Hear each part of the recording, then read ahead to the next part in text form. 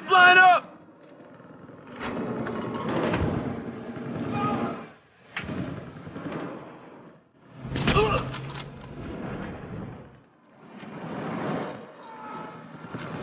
So you ever want to go to space? The Knockout.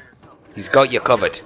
I don't know what planet E.T. there was from, but judging by how some of the enemy were playing in this, probably not a very clever one. He came to Earth in a flying cardboard box.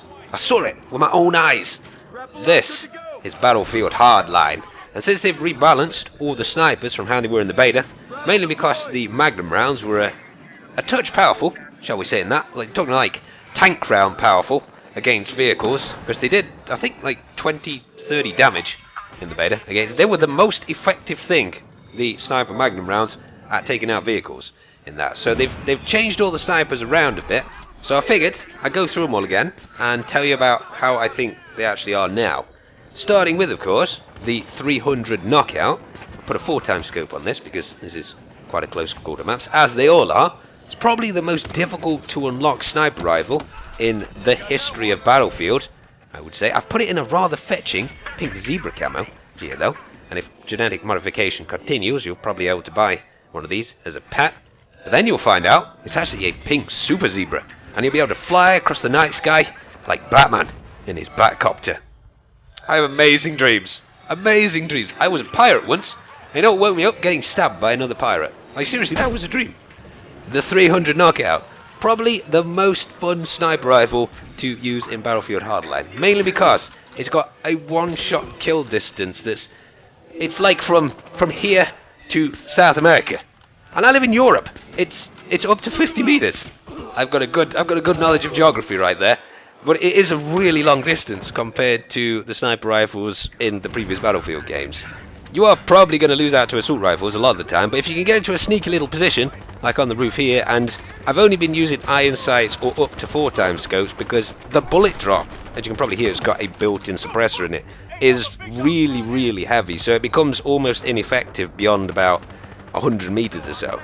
Now, I don't know if this is because of the slow bullet speed that obviously the inbuilt suppressor means this sniper rifle has, but I've been finding the sniper rifles feel a bit inconsistent, like they sort of did in the Battlefield 4 beta, where sometimes you know you're dead on somebody, but then the bullet just seemingly goes through. I mean, I've had a 20 kill assist. It's impossible for this gun to do 20 damage. But the minimum it could do if you hit him in the legs is like 35-40 damage, or perhaps a little bit more than that. So there's something not quite right at the moment with how the sniper rifles actually feel.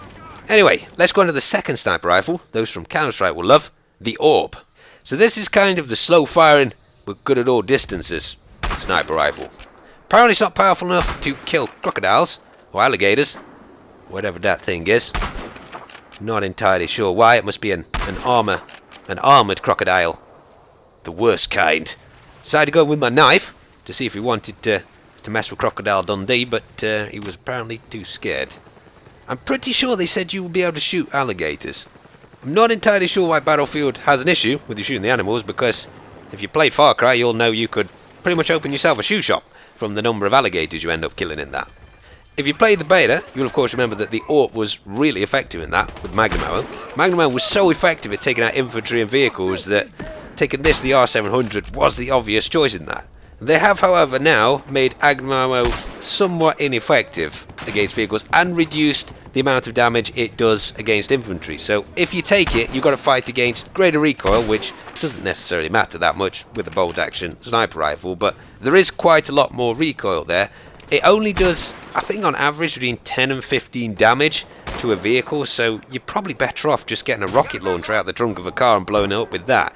And because on some guns it reduces the rate of fire of them taking Magnum ammo, it's just better to run without it. So what you've got is a sniper rifle that's slightly better at distance, because it can always two-shot kill people, but because it's got such a low rate of fire, and because the maps are so small, it's just not quite as good, other than for having the cool factor. I really like using this because it's got a really nice sound to it when you fire, and when you pull the bolt back it feels sort of weighty. I hate the suppressor sound on the Knockout. I think it could have had like a much meatier sound to that, and really sounds make a big part of how satisfying a sniper rifle is to use. Now, since the AWP isn't particularly effective anymore. I thought I'd talk about the sidearms for the snipers, because they are obviously a lot better sidearms than you could get in Battlefield 4. They're a lot stronger at least. And this is a Levolution on this map. I thought we had to set it on fire with fire, but you basically got to press the switch in the building that's near to it, and then it seems, people said shoot the gas, but I don't think shooting the gas does anything. You've actually got to like shoot the bottom of the pillar, I found out, and then the whole tower goes up. And I was wondering which way this was going to fall down. Unfortunately, it fell down pretty much where I was, and I nearly got flattened by it. But it's a pretty cool evolution, this one, especially if there's a sniper up there, like there was in the intro. Because of course you can do it 3 times, because there's 3 towers, and you just press the switches for each one. But anyway, the sidearms, and I think since this clip is ending, I'll switch over to some R700 gameplay, which basically shares the same characteristics as the Orb. It's the Police's equivalent of the Orb. It's got a faster fire rate, but a slower bullet speed, so it's probably on all a little bit more effective than the Orb, I would say. There's such a massive explosion. I don't think it actually does anything other than open up these gas mains underneath. But actually, looking back at that gameplay, I think I may have seen a tunnel underneath. So it could possibly open another route to the grow house that's, of course, underneath the warehouse I'm looking at now. The sidearms, though, obviously you've got the taser, which you can use for any class. It's really short range, takes people out in one hit, and obviously you can go up to them and interrogate them after they've died. I'm using here the G18, which is kind of the in-between firearm and probably my favourite. It's got pretty controllable recoil, decent clip size, and a really nice rate of fire. The slowest firing sidearm of the professionals is the Tech 9, but that does, I think that's either a 3 or 4 bullet kill. It definitely does more damage than the G18. That go into space as well. What the hell?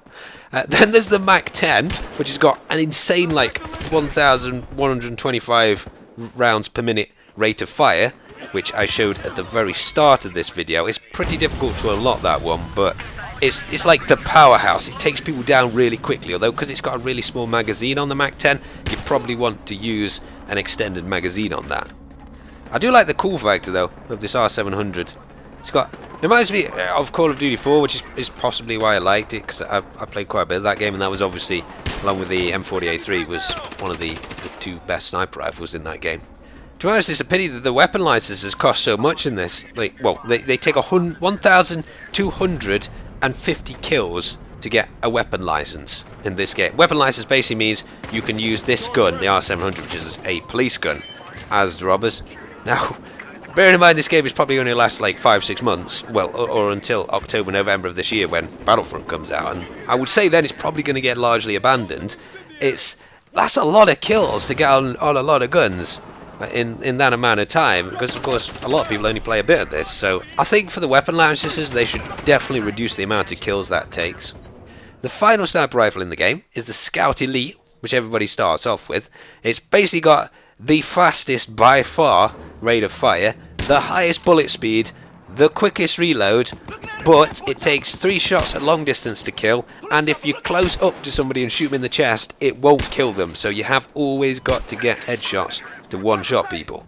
But that's pretty much it. I think in terms of general weapon balance in this game is pretty poorly done at the moment. Like for example, in the PDW class of weapons, the K100, the Vector is just, it's way better than everything else. There's certain guns that you look at their statistics and there's no reason to use an equivalent gun, and at the moment in the game the best sniper rifles are literally the M416 and the M16, because I mean the AK is pretty good, but those guns are just so much better than everything else. You'll find when you join a game, the vast majority of people are playing as the operator, the assault class, which has access to those weapons.